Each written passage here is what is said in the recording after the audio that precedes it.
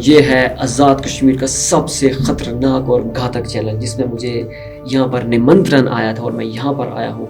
बहुत ही अच्छे लोग हैं, इन्होंने हमें खाने लायक बहुत कुछ दिया, हमें चाय दी जिससे हमें बहुत ज़्यादा शुगर लेवल उसमें था, जिससे हमें बहुत ज़्यादा एनर्जी मिली। अस्सलाम वालेकुम। कश्मीर डिजिटल की पॉडकास्ट के साथ मैं हूं डॉक्टर सानिया तारिक। नाज़रीन, कंटेंट क्रिएशन दुनिया भर में एक इमर्जिंग जो फील्ड है, जो प्रोफेशन है, उसके तौर पे उभर के सामने आ रहा है। पाकिस्तान भर में डिफरेंट कंटेंट क्रिएटर्स को हम देखते हैं, सुनते हैं, उनका कंटेंट हम पसंद करते हैं। इसी तरह के कंटेंट क्रिएटर आज मेरे साथ मौजूद है। उनका ताल्लुक आज़ाद कश्मीर के गाँव हिल्सरों से है। हमाद अब्बास से उनका नाम है और सोशल मीडिया पे वो हमाद वाइन के नाम से कंटेंट बनाते हैं। उनसे बात करेंगे और जानेंगे कि वो किस तरह का कंटेंट वो बनाते हैं। बेसिकली वो एक जो वाइल्ड लाइफ के है उसके अकॉर्डिंग, उसके मुताबिक जो अवेयरनेस फैलाने की कोशिश करते हैं, बात करने की कोशिश करते हैं कि अगर हम स्टक हो जाते हैं ऐसी किसी सिचुएशन में, हमारे सामने कोई जानवर आ जाता है तो हमने उससे बचाव कैसे करना है, क्या वो जानवर हमारे लिए नुकसानदेह है, हमें नुकसान पहुंचा सकता है, नहीं पहुंचा सकता, कितनी इन्फॉर्मेशन ऐसी है जो हमें नहीं मालूम होती, वो बताने की कोशिश करते हैं। तो उनसे बात करेंगे और जानेंगे कि कितना मुश्किल होता है और उन्होंने ये जर्नी कैसे स्टार्ट की और कितना अर्सा हो गया उनको काम करते हुए, और मज़ीद वो क्या करना चाहते हैं फ्यूचर में। सबसे पहले तो हमाद, आपको पॉडकास्ट में खुशामदीद। Thank you. मुझे बताइएगा कि हमाद वाइन्स क्या है और इसकी इंस्पिरेशन आपने कहाँ से ली और आपने कैसे सोचा कि वाइल्ड लाइफ पे भी कंटेंट बनाया जा सकता है। बेसिकली हमाद वाइन्स एक ऐसा पेज है जो कि पाकिस्तान में सर्वाइवल को प्रमोट कर रहा है। आज से 20 साल पहले एक प्रोग्राम होता था, मैन वर्सेस वाइल्ड, जो कि डिस्कवरी का एक बहुत ही मशहूर यूरोप का चैनल था। लेकिन एक वक्त के बाद उस पर काम बंद हो गया था, लेकिन वो बहुत ही मकबूल चैनल था। चूँकि वो हमने बचपन में देखा, हमें उसको देखना अच्छा लगता था, इंस्पिरेशन वहाँ से ली गई और मेरा ये एम था कि मैंने पाकिस्तान में एक ऐसा चैनल बनाना है जो कि टोटली उस फॉर्मेट पे हो और एक सर्वाइवल चैनल बनाना था। तो उसी को माइंड में रख के मैंने हमाद वाइन्स बनाया। अच्छा, कितना अर्सा हो गया आपको कंटेंट बनाते हुए और आपको कोई आइडिया है कि अब तक आप कितनी वीडियोस बना चुके होंगे? कोई अंदाज़ा है मुझे थोड़ा बहुत? तकरीबन 4 साल हो गए हैं और तकरीबन मैंने 200 से ऊपर वीडियोस बना दी हैं। मुख्तलिफ टॉपिक्स पे हैं, उसमें सर्वाइवल भी है, उसमें कॉमेडी स्किट्स भी हैं, क्रिकेट पे भी हैं, तो बहुत सारी। अच्छा, मुझे बताइएगा मात, कितना मुश्किल है जब हम वाइल्ड लाइफ की बात करते हैं तो आपका कंटेंट भी हम देखते हैं, कभी आप किसी तेंदुए के साथ घूम रहे होते हैं, कभी आप किसी जानवर को उठा के फिर रहे होते हैं, तो वो कितना हकीकत होती है उसमें, लग तो वो हकीकत के करीब रहा होता है, लेकिन फिर हम देखते हैं कि उसमें एआई का इस्तेमाल भी होता है। तो कितना % एआई का इस्तेमाल होता है, कितना % वो नेचुरल होता है और कितना मुश्किल होता है वो कंटेंट शूट करना? बेसिकली हमारा जो पर्पज़ है वो वाइल्ड सर्वाइवल को शो करना है, लेकिन उसके बावजूद मेरी कुछ इंटेंशन ऐसी है कि मैंने कुछ ऐसे जानवर हैं पाकिस्तान में जो कि बहुत तेज़ी से ख़त्म हो रहे हैं। तो चूँकि टेक्नोलॉजी का इस्तेमाल हमें आता है, इसलिए हमने रियल लोकेशंस पे जाना होता है। फॉर एग्ज़ाम्पल, अगर हमने मुज़फ़्फ़राबाद के जो मकामी यहाँ पर तेंदुआ है उस पे वीडियो शूट करनी, तो हम मुज़फ़्फ़राबाद आए, वहाँ पर उस लोकेशन पे गए जहाँ पर वो तेंदुआ रहता है। वहाँ पर हमने अपनी शूटिंग की और उसके बाद कुछ टेक्नोलॉजी की मदद से हमारा बेसिक पर्पस अवेयरनेस फैलाना था कि ये तेंदुआ है, इसकी ये स्पीशी है, ये इंसानों पर हमला नहीं करता, इसको क्या खतरात है। तो बेसिकली हमारी वो वीडियोस थी जो कि हमने इस पर्पस से बनाई थी, जस्ट फॉर एजुकेशनल पर्पस। ठीक है। तो मात, मुझे ये बताइएगा कि मतलब वो जितने भी हम देखते हैं वीडियोज़, तेंदुए वगैरह, वो सारी चीज़ें तो वो रियल नहीं होते, मतलब वो एआई होते हैं? उस पे हम टेक्नोलॉजी की मदद लेते हैं। बेसिकली जो उसमें हमारे शॉट्स होते हैं, उस पे टोटली एक ही वही जगह होती है, वही स्पेस होती है, वही ठीक प्लेस है। होती है।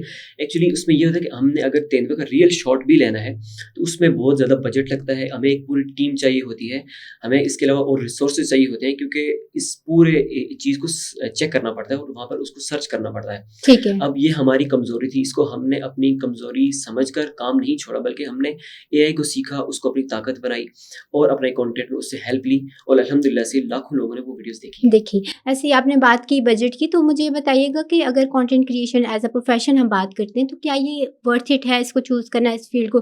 क्या फ़ाइनेंशियल कोई हेल्प होती है इसकी मदद से आपकी, या आप इसके अलावा कोई और काम भी करती हैं अपने जो फ़ाइनेंशियल नीड्स हैं उनको मीट करने के लिए? एक्चुअली मैं अभी फ़िलहाल इसी पे ही काम कर रहा हूँ और मैं इसको बाय प्रोफ़ेशन लेके चल रहा हूँ। स्टार्टिंग में इसको मैनेज करना काफ़ी मुश्किल था और अभी भी चूँकि हम जितना भी काम कर रहे हैं, हमने जहाँ भी जाके सर्वाइवल शूट करना होता है, जिस भी इलाके की ब्यूटी को एनहांस करना होता है, दिखाना होता है, तो वहाँ पर हम अपने खर्चे पे ही जाते हैं, अपने रिसोर्सेज़ खुद ही इस्तेमाल करते हैं।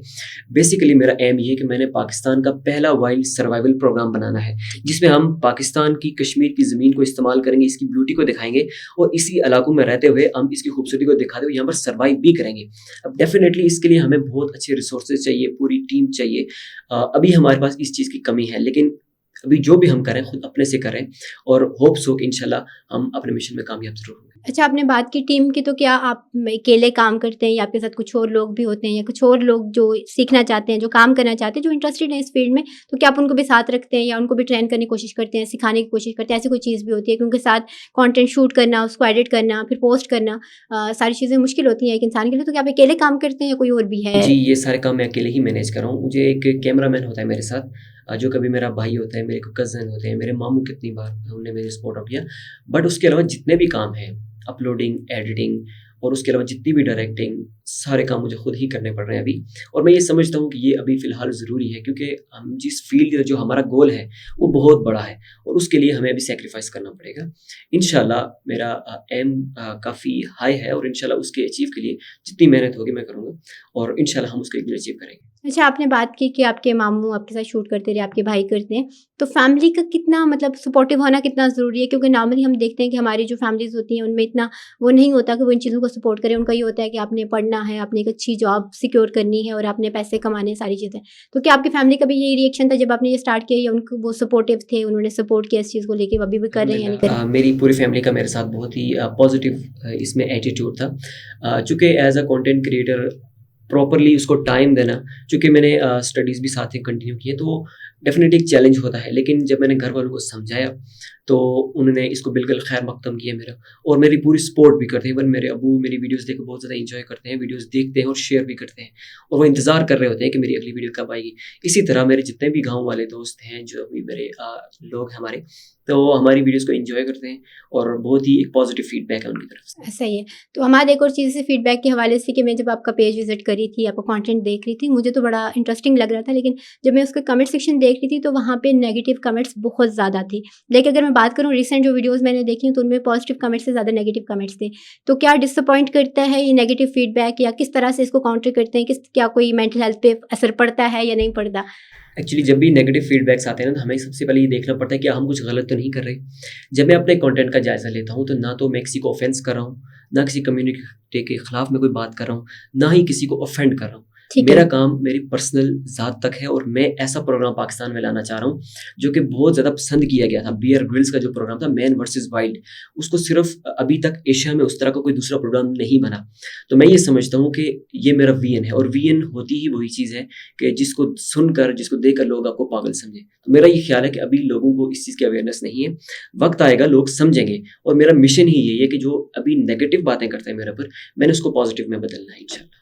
ठीक है, बात मुझे बताइएगा कि क्या गोल्स हैं फ्यूचर को लेके? कंटेंट क्रिएशन ही कंटिन्यू करनी है, किस तरह से करनी है, कहाँ पहुँचना चाहते हैं, क्या करना चाहते हैं? मेरा गोल बिल्कुल क्लियर है, जैसे मैं पहले भी अर्ज़ कर चुका हूँ। मेरा ये मिशन है कि मैंने पाकिस्तान का पहला वाइल्ड सर्वाइवल शो बनाना है, जिसमें हम पाकिस्तान की, कश्मीर की ब्यूटी दिखाएँगे और यहाँ पर सर्वाइवल करके इसी को एक नए एस्पेक्ट से दुनिया को दिखाएँगे। जिस तरह से यूरोप में, अमेरिका में ये वीडियो शूट होती थी, इवन इंडिया में ये शूट होती थी, तो पूरी दुनिया देखती थी, हर कम्युनिटी के लोग देखते थे। इसी तरह मेरी ये विश है कि मैं इसको बनाऊँगा, इस तरह ऐसा प्रोग्राम इंशाल्लाह पाकिस्तान में आएगा, जो कि पूरी दुनिया देखेगी। एशिया का पहला वाइल्ड सर्वाइवल प्रोग्राम बनाना ये मेरी ज़िम्मेदारी है और इंशाल्लाह मैं इस पे कोशिश भी कर रहा हूँ और ये मेरा टारगेट है। इंशाल्लाह। तो मुझे बताइएगा, अभी स्पीशीज़ की अगर हम बात करें, क्योंकि इंडेंजर्ड भी हैं, बहुत सारी एक्सटिंक्ट भी हैं, तो किस पे आप स्पेसिफिकली आप कहते हैं कि कौन सी स्पीशीज़ पे काम होना चाहिए? एजीके के अंदर आपने किया भी, और फ्यूचर में भी आप चाहते हैं कि इस जानवर पे, इस पे मैं काम करूँ और इनके बारे में अवेयरनेस दूँ मैं लोगों को, क्योंकि लोग शिकार भी करते हैं, लोग मार भी देते हैं, अवेयरनेस नहीं है। तो आप क्या समझते हैं कि कितना ज़रूरी है और किस पे काम होना चाहिए? जी, कश्मीर में बहुत सारे ऐसे जानवर हैं, जिस तरह जंगली मुर्गे होते हैं, इसी तरह एक स्पेसिफिक जानवर है जिसको पेंगोलिन कहते हैं। वो एक ख़ास किस्म का जानवर होता है उसकी, और बहुत सारे ऐसे जानवर हैं जिस तरह स्नो लेपर्ड हो गया और जो हमारा कश्मीर का अपना लेपर्ड है। ये बहुत सारी ऐसी चीज़ें हैं जिनको लोग गलतफ़हमी की वजह से मार देते हैं, उनको ख़तरा समझ के मार देते हैं। तो मेरा ये मिशन है कि टेक्नोलॉजी को यूज़ करते हुए हमने अवेयरनेस भी फैलानी है और साथ में हमारा जो मिशन है वाइल्ड सर्वाइवलिस्ट का, वो भी उसको भी इंशाल्लाह अमली जामा पहनाना है। अच्छा, हमाद आप आए कश्मीर डिजिटल, बहुत शुक्रिया आपका। साथ में बताइएगा इसको, अगर आप अपने अंदाज़ में बताएँगे कि मैं कश्मीर डिजिटल आया था, तो वो कैसे होगा? क्योंकि बड़ा इंटरेस्टिंग लगता है, आपकी ऑडियंस को भी, हमें भी बड़ा पसंद आता है कि जिस तरीके से आप बताते हैं, स्टार्ट करते हैं अपना जो भी आपका प्रोग्राम होता है, कंटेंट होता है, तो बताएँगे, ऑडियंस को बताना पसंद करेंगे वो कैसे होगा, अगर आप कश्मीर डिजिटल के बारे में बताएँगे? बिल्कुल, मैं बताना चाहूँगा, ये है आज़ाद कश्मीर का सबसे ख़तरनाक और घातक चैनल, जिसमें मुझे यहाँ पर निमंत्रण आया था और मैं यहाँ पर आया हूँ। बहुत ही अच्छे लोग हैं, इन्होंने हमें खाने लायक बहुत कुछ दिया, हमें चाय दी जिससे हमें बहुत ज़्यादा शुगर लेवल उसमें था, जिससे हमें बहुत ज़्यादा एनर्जी मिली, एटीपी मिली, जिसको पीकर हमें काफ़ी ज़्यादा कैलोरीज़ मिली हैं, जो कि यकीनन ऐसे इलाकों में हमें सर्वाइव करने में मदद देगी।